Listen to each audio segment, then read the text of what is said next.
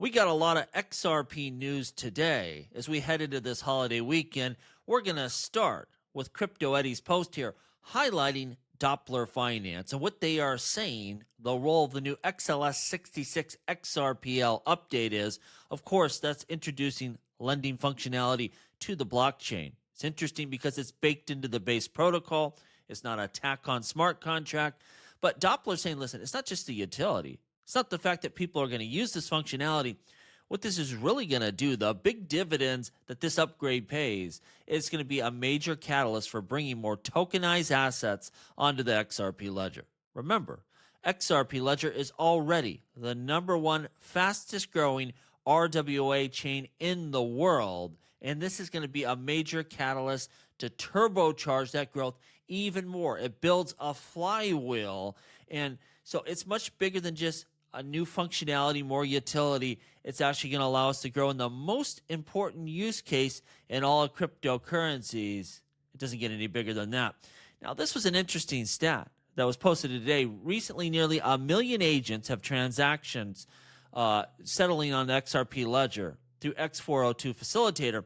More agents, more merchants, and more volume are coming to the XRP Ledger. This hasn't been around that long, right? To already have 962,000 AI agent transactions settling on the XRP Ledger. Do you know how fast this is going to grow? And if RWA, if that's the #1 use case and the #1 area you want to see growth on blockchain, well, AI agents is going to be #2. And ultimately, it might be the biggest.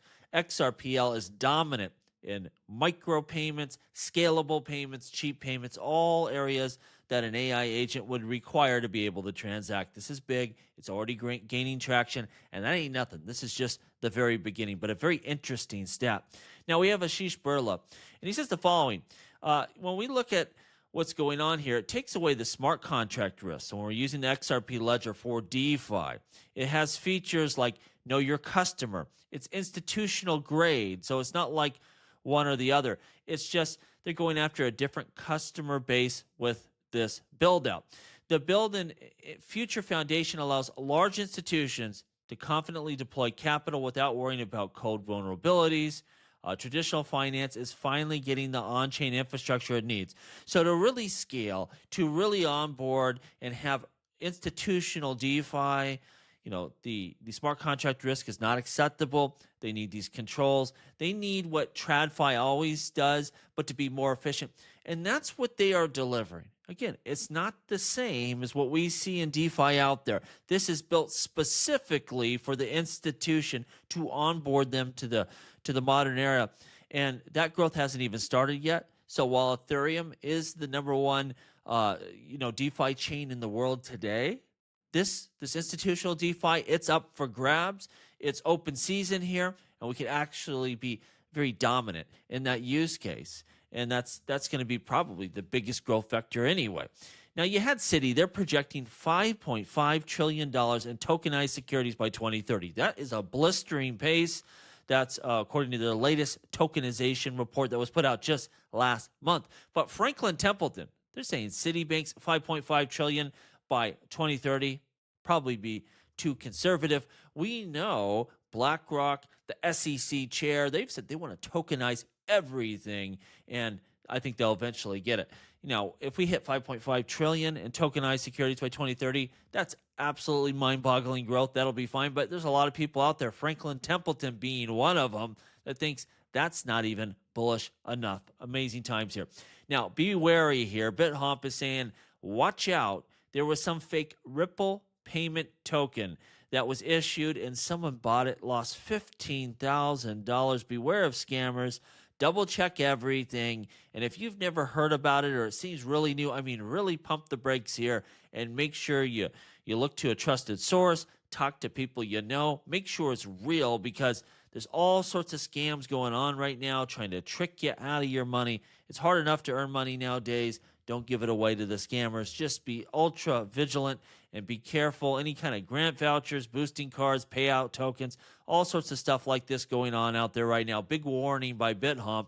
Keep your eye out. There's no Ripple payment token. This is a scam. They're trying to get your money here. Great post by Crypto Sensei saying major global markets are getting a technical upgrade. The IMF says tokenization could help improve financial markets, settle transactions, while making the broader financial system more efficient. They're pointing out faster settlements, again, really strength of the XRP ledger, improved operational efficiencies, built for scale, built for institutional use case. Interoperability remains a priority. Remember this, it's not going to be one chain to rule them all. Does your chain have novel use cases and feature sets that will help scale? And regulations will support long-term adoption? Absolutely. All your big players out there, they want to build regulated services for the future. They're going to follow the rules. Let's just make sure they are clear and they are permanent. That's the big thing. That's why we need clarity to pass. Vet pointing out again, we've talked about this, but it's so important and it's so different than anything we've seen, where the XRP ledger has flipped into Ethereum, and now you see more and more RLUSD being minted on the XRP ledger when compared to Ethereum. Looking at the stats right now, 55% of RLUSD is now in XRPL.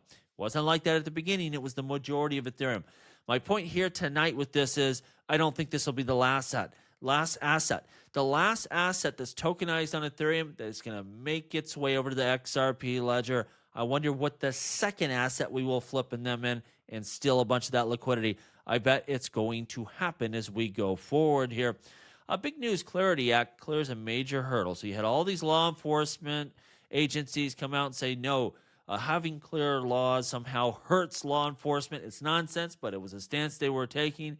A bunch have reversed course. The NDAA, I believe, is national DAs coming together, National Sheriff's Association, a whole bunch within DAs and law enforcement, all of that, are shifting their stance from opposed to neutral, saying, you know what, actually clarity does not hurt our law enforcement efforts, which is true. Again, having clear laws is not going to make it worse for the people in law enforcement. That's silly, but they are reversing stance, and that's good to see. Maybe we still get this thing done. OpenUSD, that's the open coin. Ripple's involved in, BlackRock, a bunch of people. Well, we have a few that were on that list that are saying, wait a minute here. Samsung, they're like, we've never had any talks about appearing on OUSD's roster. There's some other ones out there, K-Bank, but this is very real. Stripe's commitment's real. A whole bunch of people out there, probably BlackRock, all the big names, but there are a few on that list for whatever reason they're included, and they're like, whoa, we have nothing to do with this. So we're still so early. We are getting the final information on this big project that's launching, but make no mistake, there's going to be a lot of competition out there within the stablecoin space. Love this post by X Finance Bull. Why does XRP matter? And I think this will be a narrative, and I think it will be a growth vector here. President Trump framed crypto as a race against China. XRP is the strongest U.S.-born digital asset built for real settlement. And again, it's attached, more importantly, because it's a global decentralized technology, but it's attached to a U.S. company that's the biggest user, the biggest builder. And we remember back in the day, that's one of the reasons why Matthew Mellon made such a big commitment and bought XRP early, because he said, listen, this is American. I trust it. I want behind it. More people are going to, I think, pile in for exactly that reason. I think X Finance Bull is exactly right. Jake Claver says, one of Germany's largest banks now runs crypto security custody and production built on Ripple custody and live in 10 months. DZ Bank did it for tokenized bonds under Germany's security law. This is what institutional adoption on Ripple's infrastructure looks like. And again, whether you're dealing with the U.S., Europe, not always easy to get those licensures to be able to launch. And Ripple's having success. Their services are compliant, and that's going to be a huge growth vector in a very difficult place. U.S. is no easier. We are pretty much a terror to deal with.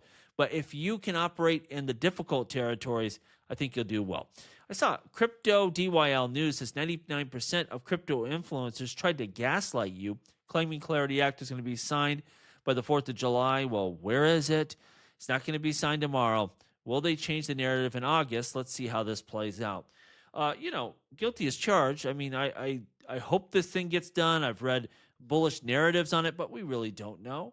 I know some people are saying it absolutely will not, and I don't agree with that. We are hitting a time crunch. It's going to be difficult to thread the needle here, but there's so much money on the line. You have players like BlackRock, again, ready to tokenize the whole world. I would be surprised if it doesn't get done, because the penalty for not doing this right now is going to be you're going to have to wait till after the next election. Likely, they got to get this thing done. But we shouldn't have delayed things at the very beginning of the year. But, no one knows with certainty, probably not even the players involved, but there's going to be a strong push. Let's hope they get that sucker across the finish line. Tony Edwards saying XRP dip opportunity, buying pain for profit, looking at on-chain metrics, saying, you know what, a lot of the indicators are showing that XRP specifically is undervalued than when compared to Bitcoin and Ethereum. And I agree, because, again, we went through a bull run where we were suppressed. We were not on exchanges. We were not really participating to our fullest extent. Then there wasn't an altcoin bull run really the next time around. So we got a lot of catch up, a lot of growth in front of us, and things have got materially better for the XRP Ledger within the last even couple of years. Amazing upgrades, partnerships, things are just running so much smoother than they ever had. This is the best time to be an XRP investor. It's nothing like the past. We're seeing right now XRP and Ethereum longs are going parabolic on Bitfinex right now. People expecting some bullish activity. That'd be nice to see. And lastly, we see from Plan B, only 50% of Bitcoin is in profit right now. How long will Bitcoin be stuck in this zone? He says it could take a couple months. Of course, Plan B, the famous stock to flow model that eventually broke, but was all the rage for a bit. But he says, listen, once we do, a new bull cycle will begin. History is clear on what happens next. And again, yes, it's just the when is the $1 question here, but we know it will happen. And if you have patience and you stick in there, that's all that really matters. You let me know what you think down below. As always, please like, please subscribe. The revolution will be televised right here on Jungle Link.